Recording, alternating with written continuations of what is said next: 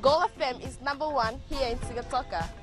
Gold FM is our favorite radio station here in Lautoka. Gold FM is #1 in Nel. I love listening to Gold FM in Ba. We love listening to Gold FM, only the classic hits here in Suva.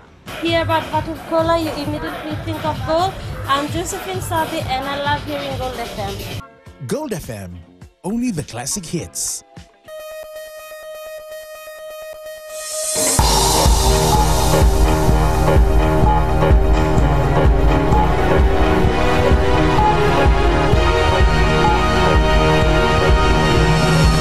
Tonight, military says it has no involvement in election preparations. Higher Education Commission tour proves successful. And Muslims begin Ramadan, the holy month of fasting.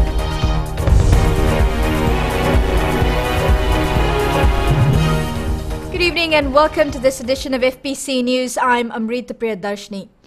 The Fiji military says it's not involved in the elections process in any way to protect the integrity and independence of the process. Military Commander Brigadier General Mosese Tikoi Tonga says their stand has been made clear to the relevant authorities. Apisala Medoka reports. The Minister for Defence and the Commissioner of Police have been informed the RFMF will not participate in any pre-election activity. Despite all the good intentions, we can always be construed as having interference to the election.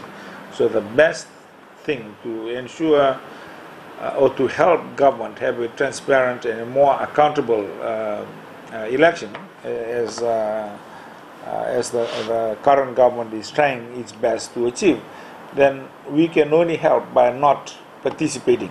Brigadier General Tikoi Tonga says even though they will not be actively involved in the elections process, national security is still the military's mandate. My intention, which I've already told the Minister of Defence, that the RFMF should be left on the side, waiting to help the police in any security environment that it may require help in,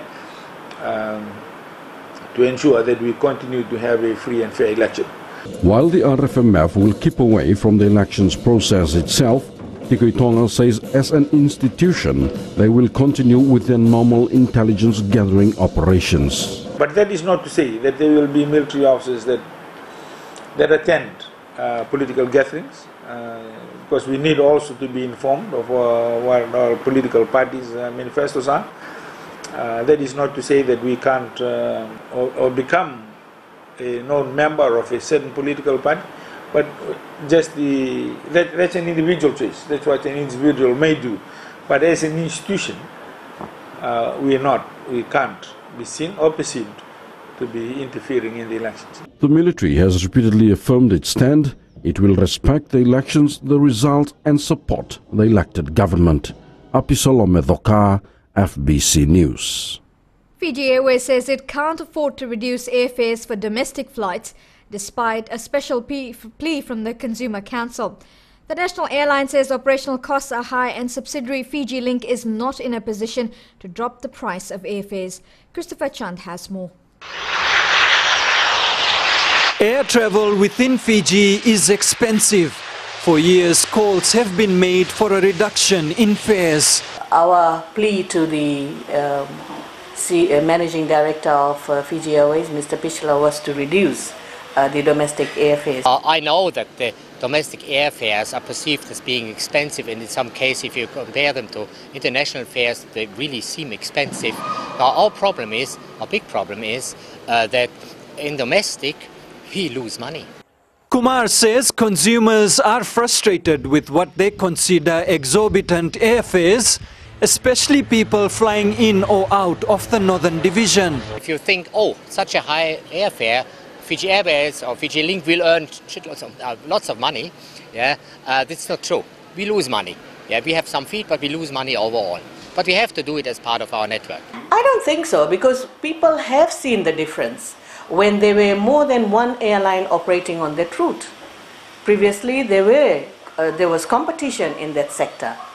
The Consumer Council of Fiji says the Commerce Commission must step in to look at regulating the prices. I'll be urging Fiji Commerce Commission to once again look into the proposal, because really people are complaining about it and they themselves know, because the number of emails that come to me also is copied to them. Fiji Link says domestic routes are not subsidized and they haven't increased the prices in 2 years.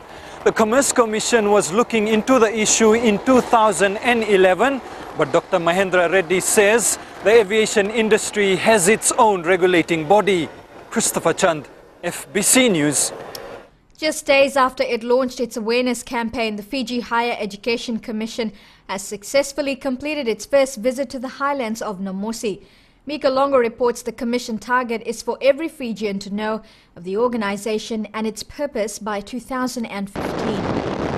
This visit to Namosi Secondary by the Fiji Higher Education Commission was somewhat timely as final year students start preparing for exams. We teachers are trying very hard during our careers class to brighten students' ideas, and basically majority of them, well, I would say majority of them, they are still in their comfort zone and they think after school we're going back to the village and this is it. So most of the students here are gunning for white-collar jobs, aspiring to become nurses, teachers and lawyers, but they don't all achieve the required marks.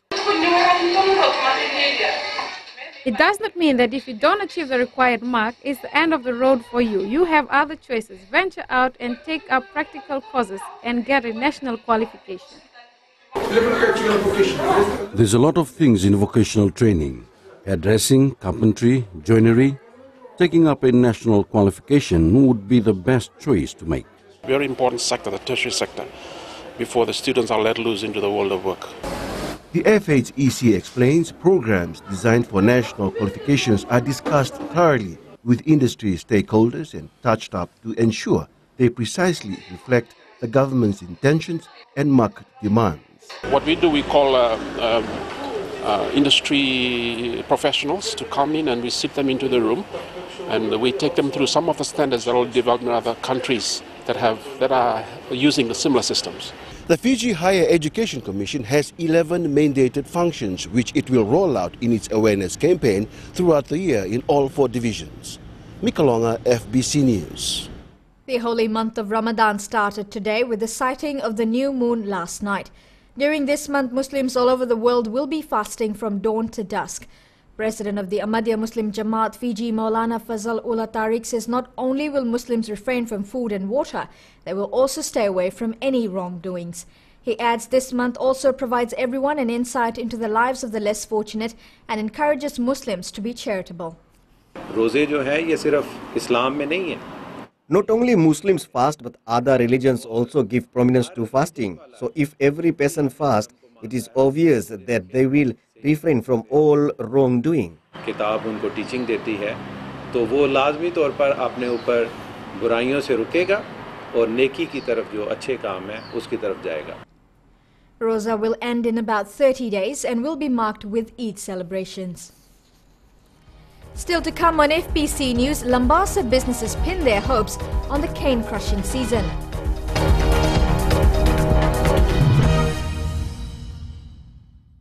Talita na radio Fiji One na mwirani nonda kunua. Ando talita kana borro na radio Fiji One singa toka mbole tani station ni alumatua. Ando talita kabale una borro na radio Fiji One station ni alumatua ilo toka. Ando talita kabale una borro na radio Fiji One mandi na station ni alumatua. Au tungo korbo ando borro mo leve na station ni alumatua na radio Fiji One. Ando borro na radio Fiji One na station ni alumatua na mando tele.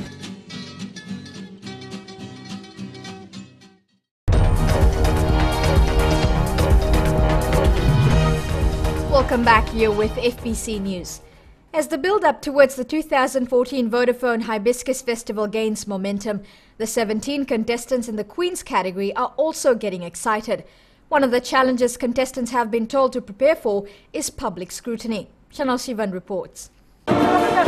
This year's theme for Hibiscus Festival is climate change affecting human lives. The Hibiscus Events Group is organizing workshops to make this year's event a little different from past festivals. This year we're having a sarong category. You must have heard that the coordinator has talked about sarong category. This is a build-up towards our Miss South Pacific pageant. The sarong category is very effective in South Pacific pageant, so we are building it from now. So all the contestants that are being trained, whoever wins, will be aware of the sarong category that happens in the South Pacific pageant. Every year, one of the main attractions at the mother of all festivals are the contestants vying for the prestigious Miss Hibiscus crown. 23-year-old martial arts enthusiast Julianne Mock says she's a strong believer in women being able to protect themselves. My platform message is self-defense, mainly for young women, because I believe that we need to put ourselves out there, and I call karate a hidden skill. So with this hidden skill, we'll be undefeatable.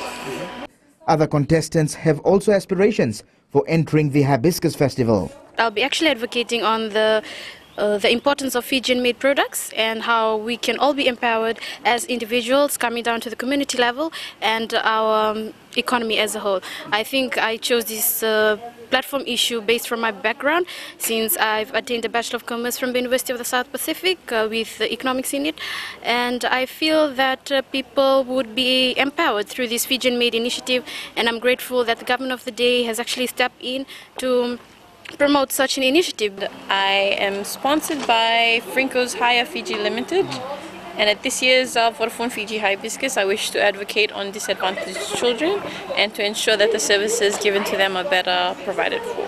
I would like to advocate on climate change with regards to child protection, and the children being our future and also the victims of climate change, they can also be the solutions. Therefore, we can instill mental and physical preparation so that they can protect themselves. At this year's Vodafone Fiji Hibiscus Festival, my platform is centered on improving the lives of youths and women here in Fiji, focusing on youth development and the empowerment of women. Inaka. All the contestants are expected to collect at least $5,000 for charity. Chanel Shivan, FBC News. A bluegrass band is in Fiji as part of the American Embassy's music exchange program. The four-member group will, for the first time, showcase traditional American music with the hope of blending it with Fijian sounds. Christopher Chand with this report.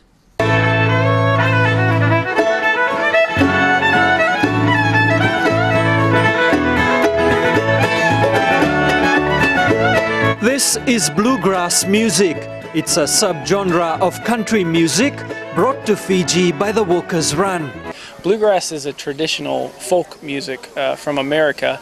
It's something that's been around for over a few hundred years. It started out when the Scotch-Irish immigrants came to America, and then they mixed with slaves and others who had brought in different kinds of music from Africa, and they created this very original type of dance music.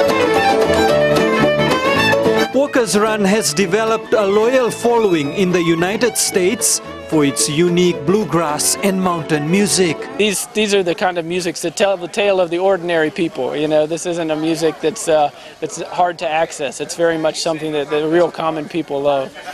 The group is led by Brennan Gilmore on vocals and guitar and includes mandolin player Andy Thacker, fiddler Nate Leith, and bassist Stefan Custodi. I hope people will like it. I hope they'll see some similarities, and I hope they hear something new, because it's not a music that you hear overseas a lot. You're very familiar with hip-hop and even some popular country music, but this is a different type of traditional folk music, so I hope people will like it. And I hope we get a chance to play with some bunde players and some other Fijian musicians. Walkers Run has explored musical projects including diverse collaborations with West and North African musicians and reggae fusion. They hope to add Fijian music to the mix. Christopher Chand, FBC News. This week in our Successful Fijian segment, we take a look into the world of export business and the life of Penny Moy. Moy runs the award-winning company Ben's Trading Limited that specializes in export of dalo overseas. Alan Stoltz has the story. It may not look like much, but this narrow, muddy driveway leads to Ben's Trading Limited, a company that over the past decade has won numerous awards, including the Prime Minister's Exporter of the Year award. At the helm of the company is Penny Moy. Starting up the business way back in 2002 was not easy. But as the saying goes, behind every successful man is a strong woman. And that's exactly what his wife, Maria Moy, is. So he put me back in school. Which school? In Fulton College. I went back to Fulton College. And 6 months I was able to get a job. I started in the civil service. I had a career. I was working for the civil service for 12 years. And when I started working, I told him, I think you better come over. Leave the farm behind. I'll work and try to earn for our living. Eventually, Maria resigned to join the business full-time. And at the time, I still had my small baby, my youngest son. So it was quite tough for me because I had to sacrifice. The company has since grown, and today it exports to Australia, New Zealand and America. The company is now planning to penetrate into bigger markets like Woolworth, Countdown supermarkets in New Zealand and other giant supermarkets overseas. In order to facilitate this and be able to meet the influx of activities, the company is upgrading its facilities in Navua. Moy says their success was largely due to a company called Farmers. Ben's Trading buys ndalo from all over the country, from Taviuni to Koro, and then prepares them for export. For someone who worked hard to get to the top, Moy was only too happy to offer some advice to budding entrepreneurs. I know that some they want into this business too. Like I'm telling now, like farmers or they want to be an exporter. You can do your own research or Ministry of Agriculture for advice or biosecurity, because there is a requirement for every country, and you can go to the business consultant. So that's where you can get some knowledge of exporting or farming. The company has 200 employees, most of them women who live in Serua and Namosi provinces and are breadwinners for their families. Salote Maria, who is a single mother living in Raiwanga, Navua, is one of these women. For Salote, it was an emotional time as she recalled the circumstances she had gone through in life. When I came to start work here, I was my husband left me with my children, and I have to fend for myself. And I'm grateful and thankful for Mr. and Mrs. Moy for giving me the opportunity to work and to support my family. Very emotional for you, isn't it? Moy's story inspires anyone interested in getting their hands dirty in the agricultural trade. He is living testament that hard work does pay off. Ellen Stolz, FBC News. Gold FM is #1 here in Sigatoka. Gold FM is our favorite radio station here in Lautoka. Gold FM is #1 in Nen. I love listening to Gold FM in Ba. We love listening to Gold FM, only the classic hits here in Suva. Hear about Batu Cola, you immediately think of gold. I'm Josephine Sabi and I love hearing Gold FM. Gold FM, only the classic hits.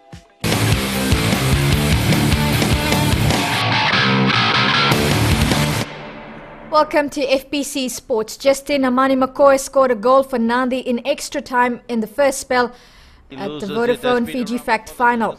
Both sides had failed to capitalize on the numerous goal-scoring opportunities, with opposing goalkeepers Beniaminu Matainangara of Nandi and Emori Rangata of Suva kept on their toes throughout the match. McCoy drove in a long-range shot that left Rangata lunging in thin air. The BSP Business House paddling competition came to an end yesterday at Suva Point. Organisers have been astounded by the commitment and stiff competition displayed by participants and believe it as just the right way to start its season. Chalindao Dhaka reports. The BSP Business House paddling competition has been hailed as a success by organisers. Drawing over 350 people to the Suva Point foreshore, the event provided the ideal foundation to bring in some new talent. We use this event to scope out new paddlers and try to attract new paddlers into the sport. At the same time, we have a lot of Fiji reps that are paddling for some of the individual business houses. So, it's a time for us not only to look for new paddlers, but also to provide competition for those of us that are paddling throughout the year. The event is also a timely build-up for paddlers to the new season. Business House Regatta signals the start of the spring season in the FO calendar. So in the next week or so, we'll be heading straight into the spring season. And Fiji Outrigger, together with BSP, have kindly put this event together, and we're using it as a build-up to the sprint event. With the high turnout of participants at the Business House event, officials are expecting even bigger competition when the new season takes off. Talendo Dakadak, FBC Sports. Meanwhile, Fiji Rum Pirates won the cup finals, fending off strong challenges from PBS and Gasman.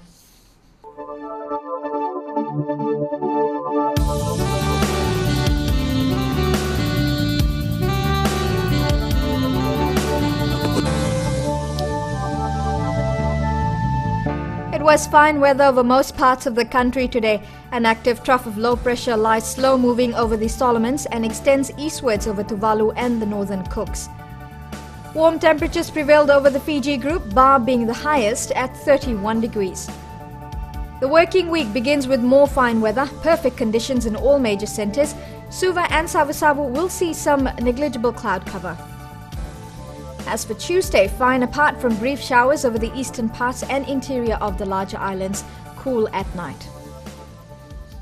The main points again, military says it has no involvement in election preparations. Higher Education Commission to approve successful. And Muslims begin Ramadan, the holy month of fasting. On to our poll question. This week we ask, are we doing enough to address human trafficking? Visit our FPC website to take part. Remember, you can send us newsworthy pictures and videos on email, citizenseyes@fpc.com.fj, or share it with us via our Facebook page, FPC News, or if you're on Twitter, follow and tweet us your news tips at FPC News, or simply hashtag FPC News. That's news for tonight. Join Jackie and the team from tomorrow. I'll see you again next weekend. Nimo Demanda.